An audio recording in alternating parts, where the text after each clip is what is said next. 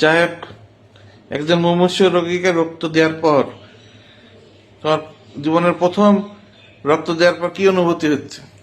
ভালোই লাগছে, আনন্দ লাগছে। ভালো। সমাজের উদ্দেশ্যে কোনো বার্তা? সমাজের উদ্দেশ্যে বার্তা একটাই আমার, যে মানুষ রক্ত চাইলে যেন আগে যায়, দেওয়ার আগ্রহী রাখে, এটাই আমি সবাইকে বলতে চাই। তার দেহে যদি, শরীরে যদি রক্ত থাকে তবে তার।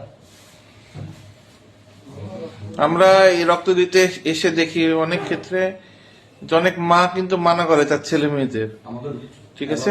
তাদের উদ্দেশ্যে কি বলবে? যে মা সব মানা করে সেটা ভুল ধারণা, ওটা মানা করা উচিত নয়। কারণ ও একদিন ওই মায়েরও রক্ত দরকার, প্রয়োজন হতে পারে, তখন তো তার আরেকজনের ছেলে তো দিতে পারে। সেদিন যদি মানা করে তাহলে ওই মায়ের কি অবস্থা হবে সেদিন। ঠিক আছে।